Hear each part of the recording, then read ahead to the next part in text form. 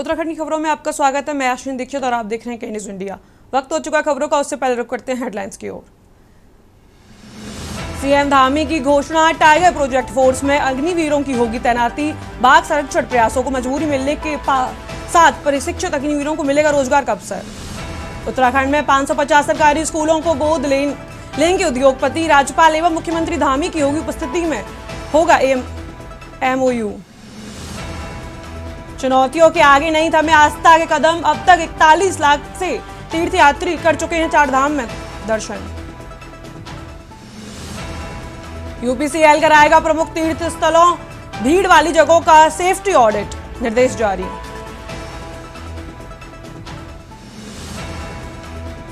एक क्लिक में मिलेगा सेवानिवृत्त शिक्षकों की जानकारी, जान सकेंगे कितने पद खाली।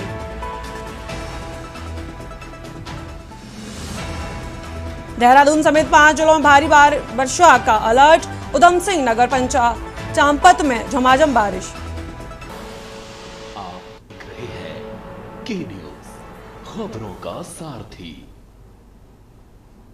खबरों का रुख करते हैं। खबर खटीमा से है, जहां सीएम पुष्कर सिंह धामी ने नवनिर्मित PM श्री केंद्रीय विद्यालय में आयोजित अखिल भारतीय शिक्षा समागम कार्यक्रम में शामिल होकर विधि विधान उद्घाटन किया। इस दौरान मुख्यमंत्री धामी डिजिटल दिल्ली में आयोजित अखिल भारतीय शिक्षा समागम कार्यक्रम से भी जुड़े। बता दें कि नई शिक्षा नीति की 5वीं सर्वगांठ के उपलक्ष्य पर देश की राजधानी में भव्य कार्यक्रम आयोजित किया जा रहा है, जिसमें केंद्रीय शिक्षा मंत्री धर्मेंद्र प्रधान मुख्य अतिथि के रूप में शामिल हुए।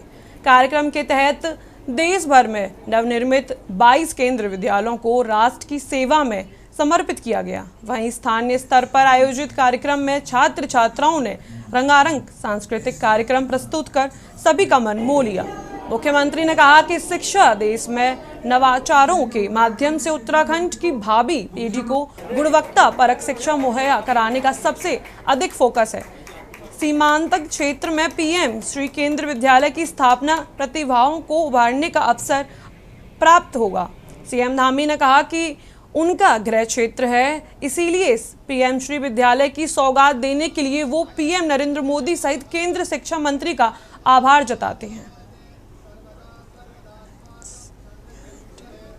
खटीमा में केंद्रीय विद्यालय खुलना चाहिए, इसके लिए अनेक प्रयास प्रारंभ किए गए और अंततः ये प्रयास सार्थक रंग लाए और खटीमा में केंद्रीय विद्यालय का शुभारंभ हो गया।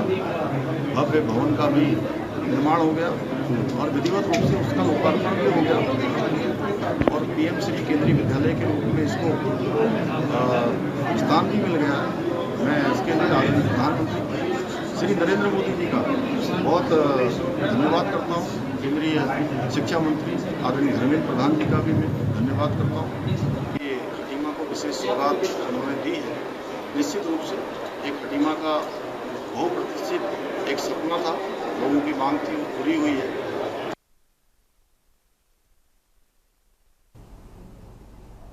खबर देहरादून से है, जहां कैबिनेट मंत्री गणेश जोशी ने PM श्री केंद्रीय विद्यालय बीरपुर में नई शिक्षा नीति 2020 की 5वीं सर्वगांठ कार्यक्रम में हिस्सा लिया। उन्होंने छात्रों द्वारा बनाए गए रचनात्मक कार्यों का अवलोकन किया और विद्यालय की पट्टिका का अनावरण किया। मंत्री जोशी ने कहा कि नई शिक्षा नीति 1988 की पुरानी नीति को बदलते हुए शिक्षा में बड़ा बदलाव लेकर आई। इस नीति के तहत कक्षा 6 से व्यावसायिक शिक्षा शुरू होगी, जिससे छात्र 21वीं सदी की चुनौतियों के लिए तैयार होंगे। साथ ही डिजिटल साक्षरता और तकनीकी समावेशन को बढ़ावा देने के लिए राष्ट्रीय शैक्षिक प्रायोगिक मंच की स्थापना का भी प्रावधान है।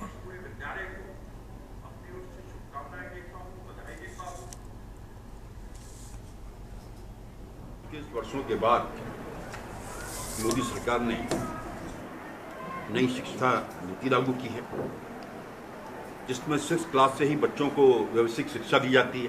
पहले देखने में आता था, जब बच्चा इंटर करता था तो उसका ITI करता था, उसके बाद BTech करता था। लेकिन बच्चों को जब 6th से ही शिक्षा मिलेगी तो उसके हाथ में एक हुनर आएगा और जो विकसित भारत का जो सपना मोदी जी का है वो साकार होगा। दूसरा, जहाँ पूर्व शिक्षा नीति में आक्रांताओं का गुणगान होता था, जिन्होंने भारत पर हमला किया, भारत को गुलाम किया, नेक्स्ट सेक्शन नीति में हमारे महापुरुष जिन्होंने इस देश की आज़ादी में अपना योगदान दिया, जिनकी वजह से हम आज़ादी की शपथ ले रहे हैं, उनका भी उल्लेख इसमें है। खबर विकासनगर से है, जहां प्रदेश में त्रिस्तरीय पंचायत चुनाव की मतदान प्रक्रिया दूसरे चरण का मतदान खत्म होने के साथ ही शांतिपूर्ण ढंग से पूरी हो चुकी है। अब निर्वाचन विभाग और संबंधित विभाग मतगणना की तैयारियों में जुट चुका है। इसी कार्यक्रम में विकासनगर अंतर्गत सहसपुर, विकासनगर, कालसी और चक्राता विकास खंड में निर्वाचन विभाग मतगणना की तैयारियों में जुटा है। बता दें कि सहसपुर विकास खंड के 50 ग्राम प्रधान, 40 क्षेत्र पंचायत सदस्यों और 4 जिला पंचायत सदस्य पदों सहित ग्राम पंचायतों के वार्ड सदस्य पदों पर द्वितीय चरण में 28 जुलाई को संपन्न हुआ है, जिसके भाग्य का फैसला मतपेटियों में बंद होकर सहसपुर के श्री गुरु राम राय इंटर कॉलेज में बनाए गए मतगणना केंद्र के स्टोर रूम में रखा जा रहा है।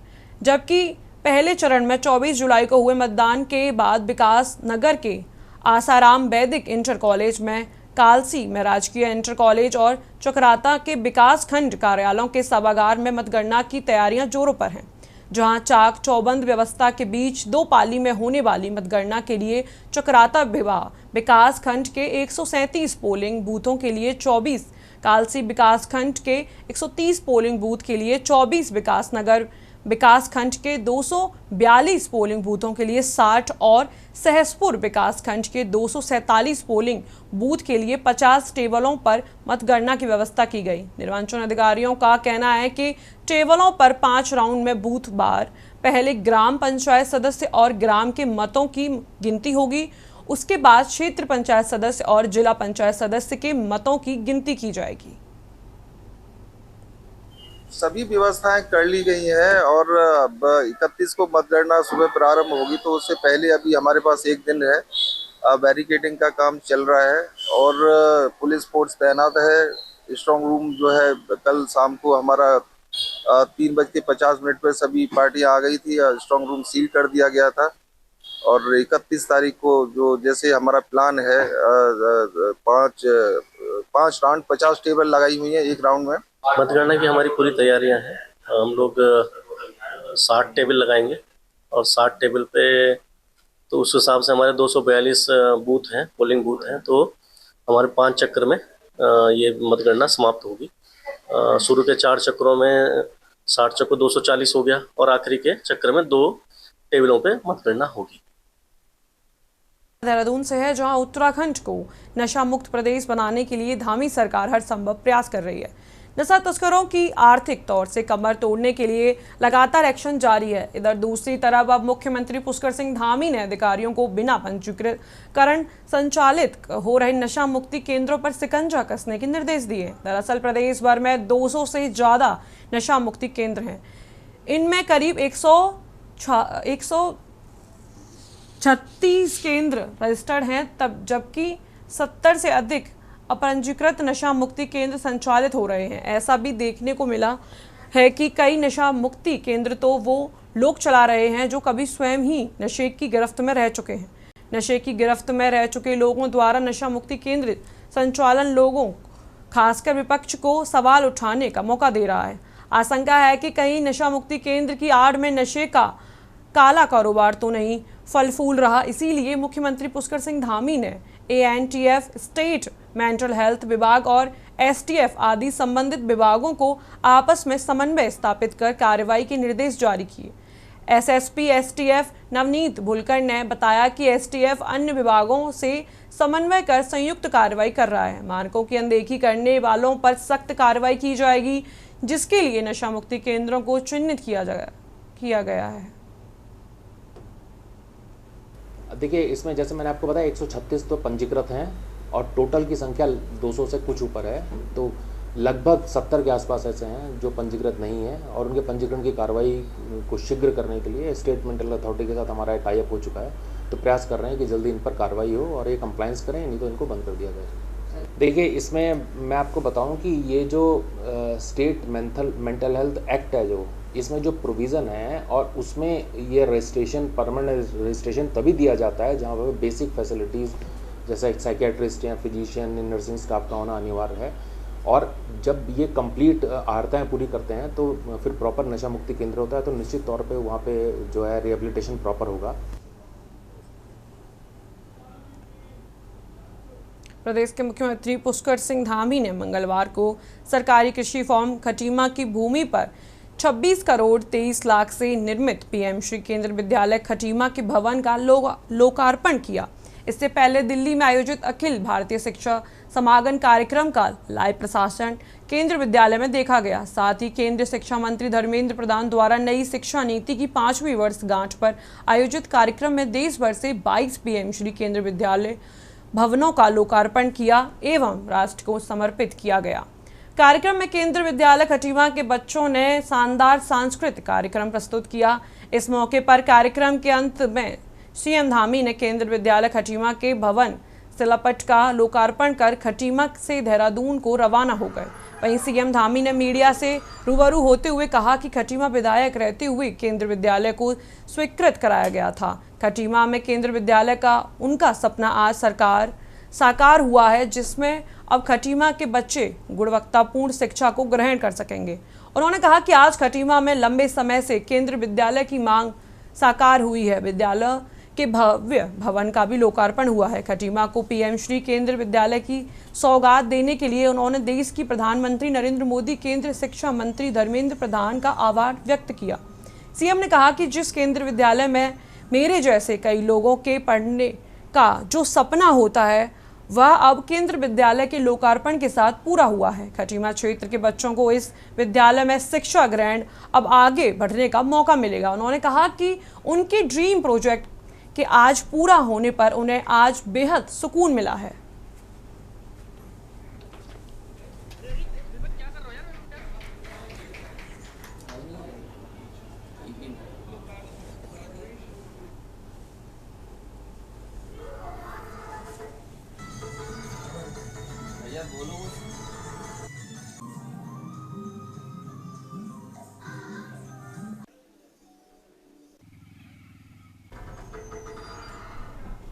उत्तराखंड के हरिद्वार में मनसा देवी मंदिर में हुए हादसे के बाद राज्य सरकार ने बना निर्णय लिया है। देश भर के सभी पर्यटक और धार्मिक स्थलों में भीड़ प्रबंधन और श्रद्धालुओं के सुगम दर्शन की व्यवस्था बनाई जाएगी।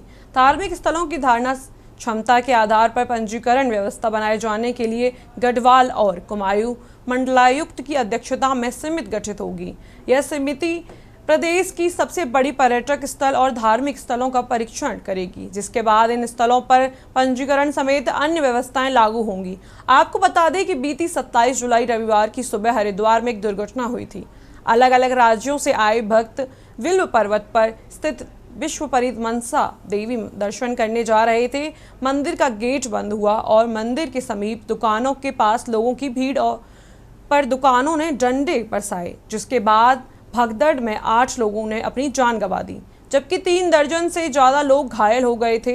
राहत बचाव दल ने सभी घायलों को जिला अस्पताल भिजवाया, तो वहीं गंभीर रूप से घायल लोगों को हायर सेंटर रेफर किया गया। घटना के बाद प्रदेश के मुख्यमंत्री पुष्कर सिंह धामी हरिद्वार जिला अस्पताल में घायलों का हालचाल जानने पहुंचे और घटना की जाँच के बाद आदेश दिए।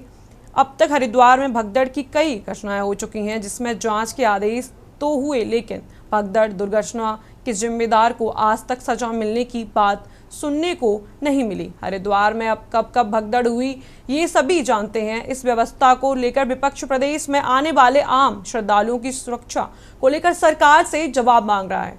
चर्चा आज इसी पर।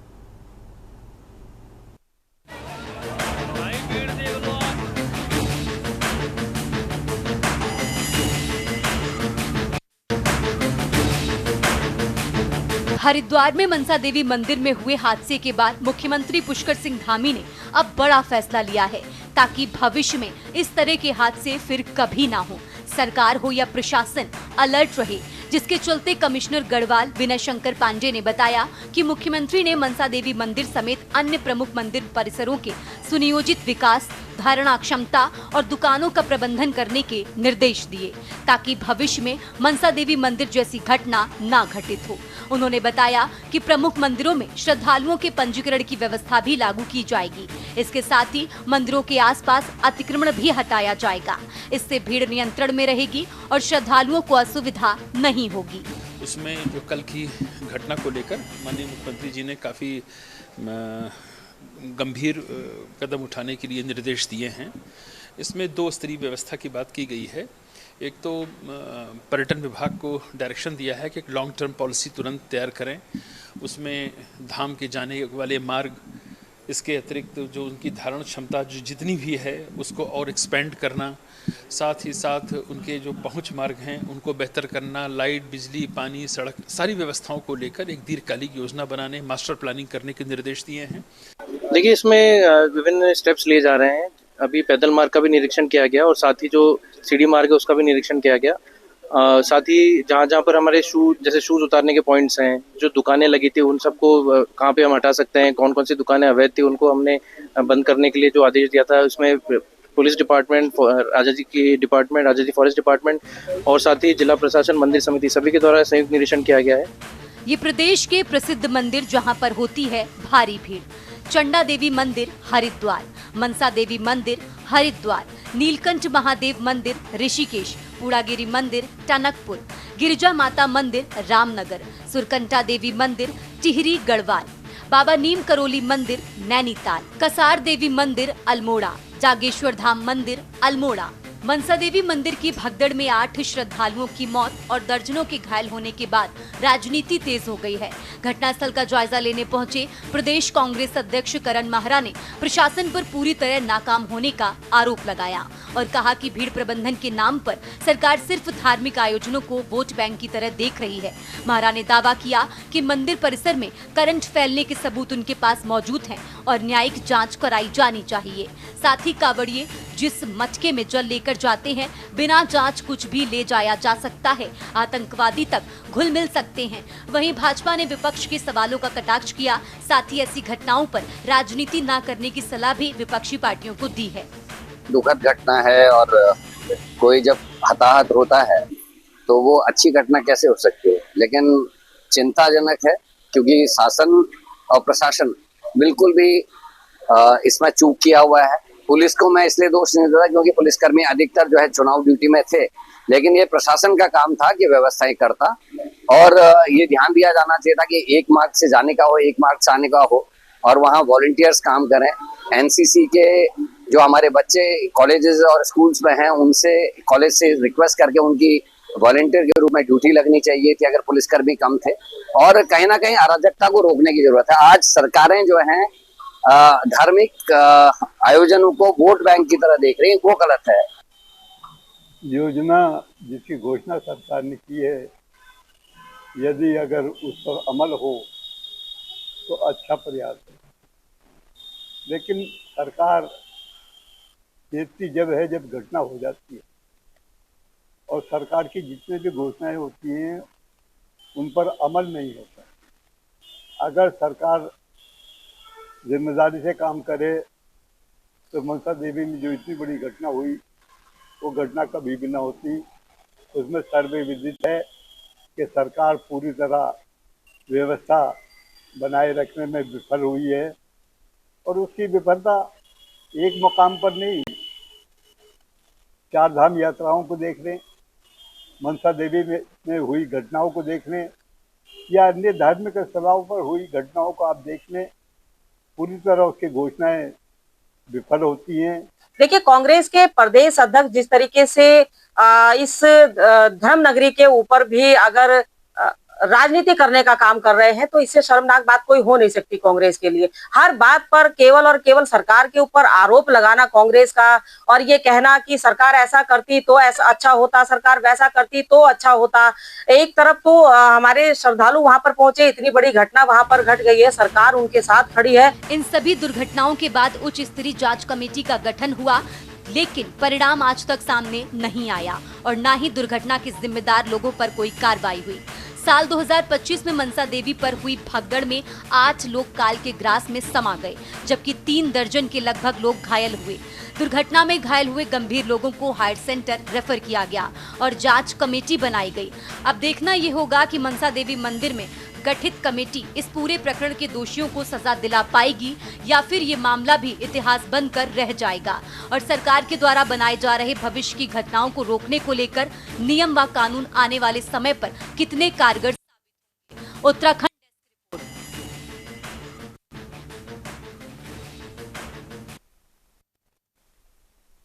इसी के साथ वक्त हो चुका है एक छोटे से ब्रेक का। जल्द मिलते हैं ब्रेक के बाद। आप देख रहे हैं के न्यूज़, खबरों का साथ। ब्रेक के बाद आप सभी का स्वागत है। रुक करते हैं खबर की ओर। खबर नैनीताल से है, जहां उच्च न्यायालय में बिना मान्यता संचालित बंद किए गए मदरसों को खोलने की मांग को लेकर दायर याचिका पर सुनवाई हुई। उच्च न्यायालय की एकल पीठ ने याचिका की सुनवाई के बाद सरकार द्वारा बंद किए गए मदरसों का संचालन कराने से इनकार किया। एकल खंडपीठ ने याचिकाकर्ताओं को जिला अल्पसंख्यक अधिकारियों को सरकार से संचालन की अनुमति न प्राप्त होने तक मदरसा बंद रखने का शपथ देने को कहा।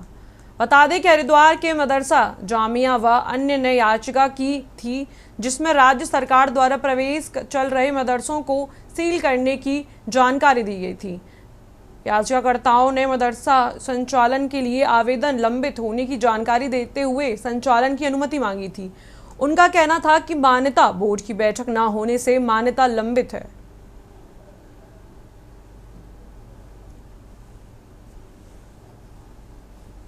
जो मदरसे या मकतब उत्तराखंड राज्य में चल रहे थे और वो सरकार द्वारा मान्यता प्राप्त नहीं थे, तो सरकार ने उनको सील्ड कर दिया।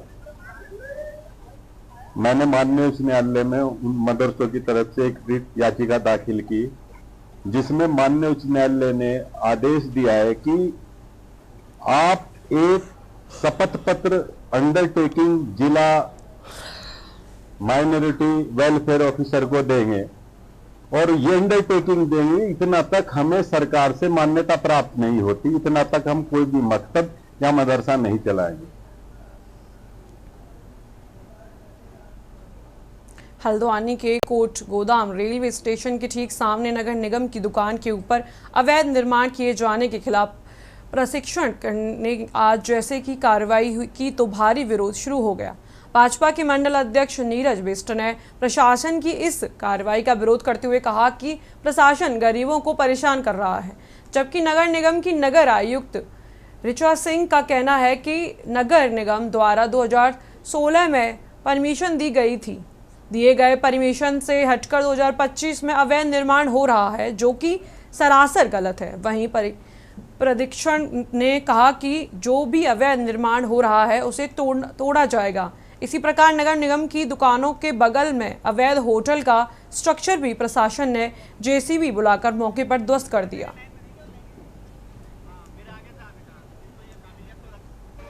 तो ये बहुत गरीब दुकानदार है बेचारे ना। इन लोगों ने लोन लेके, किसी ने उधार लेके, किसी ने कर्जा लेके यहाँ पर दुकानें डबल स्टोरी बनाई है और प्रशासन के कहने पे बनाई है। ऐसा नहीं है कि अवैध निर्माण है। जब ये रोड का चौड़ीकरण हो रहा था तब प्रशासन यहाँ पर डीएम मैडम खुद यहाँ पर उपस्थित थी। उनके सारे नीचे के अधिकारी जो एसडीएम, सिटी मजिस्ट्रेट और नगर आयुक्त सब लोग यहाँ पर उपस्थित थे। उन्हीं लोगों ने कहा कि आप लोग उसको, आप लोगों का इतना हिस्सा हम दुकान का, आधी दुकान का हिस्सा ले रहे हैं, तो आप लोग यहाँ पर डबल स्टोरी बना लीजिए अभी, है ना। तो उसमें सभी लोगों को इन्होंने, भोले दुकानदार थे, ये सब मान गए, तो इन लोगों ने उस समय यहाँ पर डबल स्टोरी बना दी। आज ये लोग यहाँ पर सील करने आ गए। देखिए, निश्चित रूप से जो शहर में लगातार वातावरण चल रहा है, प्रशासन द्वारा जो लोगों को भय का वातावरण जो शहर में बनाया जा रहा है, निश्चित रूप से कहीं ना कहीं हम लोगों के लिए बहुत नुकसानदायक है। मैं आदरणीय मुख्यमंत्री जी से निवेदन करूंगा कि इस प्रकार की जो लगातार ये प्रशासन द्वारा हमारी सरकार की छवि को, और हमारे माननीय मुख्यमंत्री जी लगातार यहाँ पर लोगों के लिए कार्य कर रहे हैं।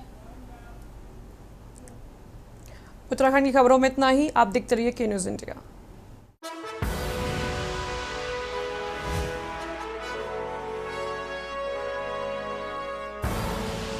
आप देख रहे हैं के न्यूज़, खबरों का सारथी।